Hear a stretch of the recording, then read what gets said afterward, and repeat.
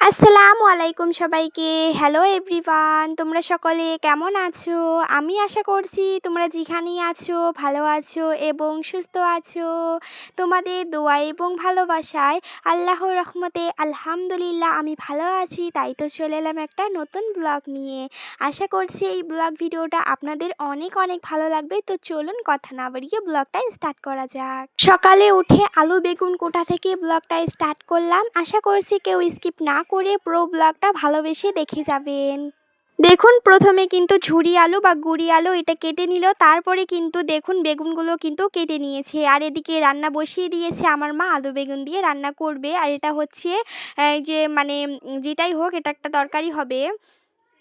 তো তরকারিটা রান্না করা হবে। আজকের আকাশের কিন্তু অবস্থা একদমই ভালো না, হয়তো বৃষ্টি আসতে পারে। আপনারা তো দেখতেই পাচ্ছেন আকাশটা অনেকটাই মানে দেখাচ্ছে, অনেক মানে আন্ধার আন্ধার দেখাচ্ছে, হয়তো বৃষ্টি আসতে পারে। তারপরে কিন্তু সকালবেলা রান্নাটা করে নিয়েছি। এখন কিন্তু সকালবেলা উঠে কোনো কাজও করা হয়নি, কোনো কিছু খাওয়া হয়নি, জাস্ট উঠানটা ঝাড় দেওয়া হয়েছে। এবার কিন্তু আস্তে আস্তে সমস্ত কাজগুলো করে নিব আর আপনাদের সঙ্গে শেয়ার করব। তো ওখানে ভাত আর তরকারিটা বানিয়ে নিল, তার কারণ হচ্ছে সমস্ত কাজগুলো তো করার পরে রান্না করতে ইচ্ছাই করবে না, যদি যেহেতু বৃষ্টিও আসতে পারে। তো যদি বৃষ্টি আসে তখন তো প্রবলেম হবে, তো তার জন্যই রান্না বান্না কমপ্লিট করার পরে সকালবেলা চা আর মুড়ি মাখা করেছিল, ওগুলো দিয়ে খাওয়া দাওয়া কমপ্লিট করলাম। আপনারা তো দেখলেন। তারপরে কিন্তু আমি কলপাড়ে চলে এসে গিয়েছি। কলপাড়ে আসার পরে কিন্তু যেগুলো রাত্রেবেলা থাল বাসন ছিল না, ওগুলো কিন্তু এবার আস্তে আস্তে মেজে নিব। আজকে কিন্তু খুব একটা থাল বাসন হয়নি, জাস্ট একটুখানি হয়েছে, ওগুলো কিন্তু আস্তে আস্তে মেজে নিচ্ছে আর আপনাদের সঙ্গে শেয়ার করছি। আশা রাখছি কেউ স্কিপ না করে পুরো ভিডিওটা আমার দেখে যাবেন। অলরেডি আমার থাল বাসনগুলো মাজা কমপ্লিট হয়ে গিয়েছে। এবার কিন্তু ওই দেখুন হোয়াইট কালার বা হচ্ছে অরেঞ্জ কালারের সরি এটা গামলা না, ওটা বালতি। ওই বালতিটার কিন্তু এবার ভালো করে মেজে নিব। ভালো করে মেজে নেওয়ার পরে ওটার মধ্যেই কিন্তু সমস্ত বাসনগুলো রেখে দিব। আমি কিন্তু এরকমই করি, না হলে আমার ভালো লাগে না, হয় বালতি না হলে গামলা না হলে বড় কিছু রাখতে বেশি পছন্দ করি। না হলে বারবার না ঘরের মধ্যে যাওয়া আসা একদমই ভালো লাগে না। জাস্ট একবারে মেজে নেওয়ার পরে এক জায়গায় রেখে একবারে মানে নিয়ে ঘরের মধ্যে রাখাটাই আমার কাছে বেশি ভালো হয়। আমার না বারবার একটা জিনিস করতে ভালো লাগে না, তাই আমি এরকম করে হয় বালতিতে নিই না হলে গামলাটাতে নিই। তো নেওয়ার পরে দেখুন ওগুলো রেখে দেওয়ার পরে এই জায়গাটা কিন্তু আমি মাঝে মাঝে পরিষ্কার করি। এখানে কিন্তু যাই যাবতীয় রাখা হয়, যেরকম হচ্ছে সার্ফ, তারপরে সাবুন, শ্যাম্পু, এগুলো এখানে রাখা হয়। আর এই জায়গাটা কিন্তু অনেক অপরিষ্কার হয়ে আছে, আমি কিন্তু মাঝে মাঝেই পরিষ্কার করি। আপনারা যারা রিফা অফিসিয়াল ব্লগটা থেকে দেখছেন তারা অবশ্যই জানেন। তো দেখুন ভালো করে কিন্তু আমি পানি জল দিয়ে কিন্তু ভালো করে পরিষ্কার করার পরে এই জিনিসগুলো কিন্তু আমি জল দিয়ে ধুয়ে এবার কিন্তু আস্তে আস্তে যেগুলো যেখানে রাখা হয় ওগুলো কিন্তু ওখানেই রেখে দিব আর আপনাদের সঙ্গে শেয়ার করছি। তো দেখুন অলরেডি কিন্তু আমার রাখা কিন্তু কমপ্লিট হয়ে গিয়েছে। এবার কিন্তু আমি ব্রাশটা করে নিব। এখন সকাল থেকে ব্রাশ করা হয়নি, ঝটপট আমি ব্রাশটা করে নেব। এটা আর আপনাদের সঙ্গে শেয়ার করা হয়নি। ব্রাশটা করে নেওয়ার পরে মুখটা কিন্তু মুছে ক্রিম লাগিয়েছিলাম, মাথাটাতে এখনও কিছু আঁচড়া হয়নি। এবার কিন্তু আমি দেখুন বিছানা তুলতে চলে এসে গিয়েছি বিছানা তুলতে। আপনারা কিন্তু অনেকরা এই যে রেক্সোনা লাইফস্টাইলটা চ্যানেলটার থেকে কিন্তু জানেন না আমি এত কাজ কী কারণে করি। তার কারণ হচ্ছে আমার মার অপারেশন হয়েছে, অপারেশনের কারণে কিন্তু আমি এগুলো কাজ করছি। মোটামুটি ঠিক হয়ে গিয়েছে, আর কদিন গেলে কিন্তু মানে স্কুল খুললে তো আমাকে আর কিছু কাজ করতে দিবে না। তাও মানে বর্তমান তো স্কুল বন্ধ, এক্সাম শেষ, তার জন্য আমি এগুলো কাজগুলো করে নিচ্ছি। আর রিফা অফিসিয়াল থেকে যারা যারা নতুন দেখছেন তারাও তো জেনে নিলেন। আর অনেকরাই কিন্তু আমার যারা যারা নতুন পরিবার যারা যারা তারা তো জানেন না, যারা যারা প্রথম থেকে আমার ব্লগ দেখছেন পুরোনো বন্ধুগুলো তারা তো অবশ্যই জানেন আমার মার অপারেশন হয়েছে। সমস্ত ডিটেলে কিন্তু আমি ভিডিওগুলো দিয়েছি। আপনারা যদি একটু সার্চ করেন তাহলে কিন্তু আমার মার অপারেশন ভিডিওগুলো কিন্তু দেখতে পাবেন। মানে যখন অপারেশন হয়েছিল তখন খুব একটা ভিডিও করা হয়নি, জাস্ট শর্ট ভিডিও দু একটা করেছিলাম। আমার তখন মন খারাপ ছিল, তখন তাই ভিডিও করতে পারিনি। এখন 1-1.5 মাস হলো, তো তার জন্যই বিছানা ভালো করে তুলে নিয়েছি। এখন কিন্তু ঠান্ডাটা কমছে, কি আর বলবো, আগের মতো কিন্তু এখন আর ঠান্ডাটা অতটা নেই। আর এই কম্বলগুলো কিন্তু বা ব্ল্যাঙ্কেটগুলো যেগুলো গুছিয়ে রাখলাম ওগুলো কিন্তু আজ মানে আজকে কালকের মধ্যেই কিন্তু ধুয়ে দেওয়া হবে, ধুয়ে কিন্তু রেখে দেওয়া হবে, কারণ এত গরমের মধ্যে না এগুলো ইউজ করা সম্ভব না। আর এমনি তো রাখাও যাবে না, তো আমার বাবা কিন্তু এগুলো কেচে দিবে বলতে আমার মা সাপ দিয়ে দিবে, আমার বাবা শুধু পাড়িয়ে দিবে আর আমি কিন্তু কেচে দিব, বুঝলে। তো এরকম করে কাজগুলো আমরা সবাই মিলে করে নিই।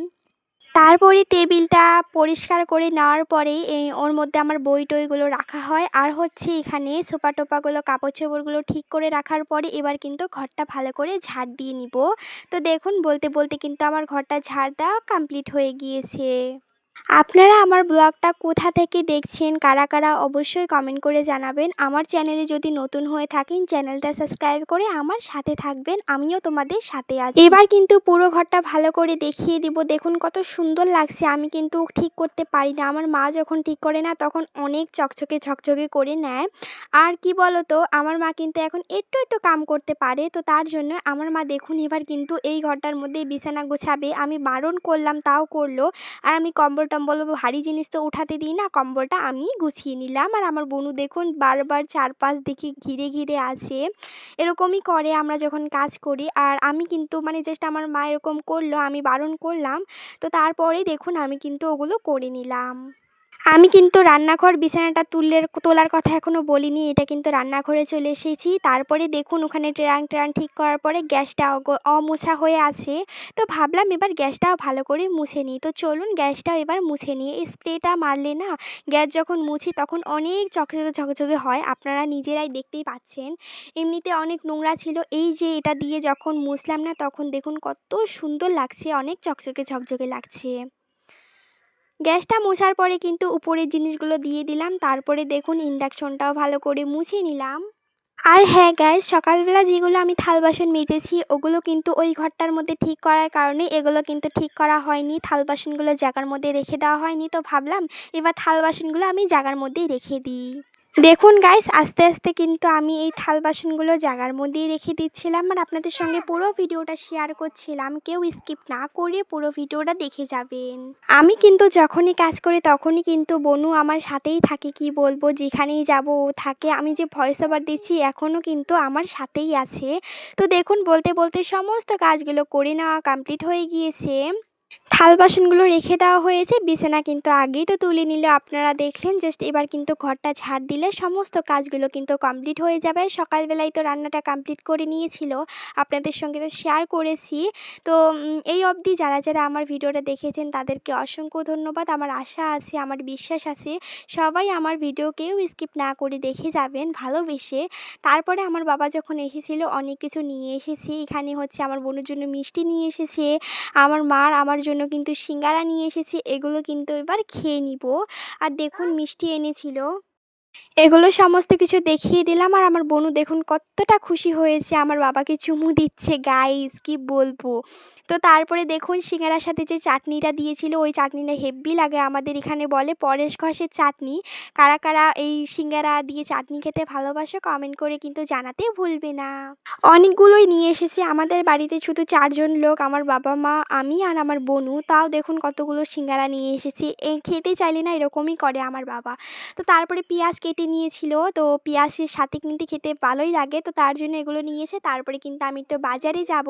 আর যারা যারা আমার শর্ট ভিডিও দেখো না অবশ্যই অবশ্যই দেখবে, আমাকে ভালোবাসা দিচ্ছে এরকম করে, আমি এরকম করেই ভালোবাসা দিয়ে যাবে। তারপরে কিন্তু আমি একটু বাজারে যাচ্ছিলাম, আমার বোনু কিন্তু কিসি দিচ্ছিল, স্ল্যাপ কিস দিচ্ছিল, তো আমার অনেক হাসি পাচ্ছিল। তারপরে আমরা হাঁটতে হাঁটতে কিন্তু বাজারে যাচ্ছিলাম। আমার মা কিন্তু এখন একটু একটু হাঁটতে পারে, কোনো প্রবলেম হয় না। আস্তে আস্তে মানে আমাদের বাজারটা না এখান থেকে 5 মিনিটও লাগে না যেতে, তার জন্যই যাই আমরা সব সময়। তারপরে আমরা বাজারে চলে গিয়েছি। বাজারে আসার পরে সবজি দেখছিলাম। বর্তমান তো আমার মার খুব একটা মাছ মাংস খাওয়া বারণ, তো তার জন্যই সবজি দেখছিলাম। সবজিটা করছিল। এখানে অনেকগুলো বড়ই আছে, আমাদের এখানে এখনও বড়ই পাওয়া যায়। তারপরে সমস্ত জিনিসগুলো দেখিয়ে দিলাম। এখানে পানের দোকানে এসেছি, তারপরে অনেক কিছু নিয়েছি, মাছ মাংস সবজি পান। তারপরে এগুলো নিয়ে নেওয়ার পরে কিন্তু বাড়ির মধ্যে চলে যাব, মানে এবার বাড়ির মধ্যে কিন্তু আমরা রওনা দিব। বাড়ি আসার পরে কিন্তু আমি চাউমিন খেয়েছিলাম, ওই চাউমিন রেসিপিটা কিন্তু আমি দিয়ে দিয়েছি, যারা যারা দেখেননি অবশ্যই দেখে আসবেন। এই চাউমিনটা কিন্তু আমরা রেডি করে নিয়েছি, এবার কিন্তু সবাই মিলে চাউমিনটা খেয়ে নিব। চাউমিনটা কিন্তু অনেক টেস্টি ছিল।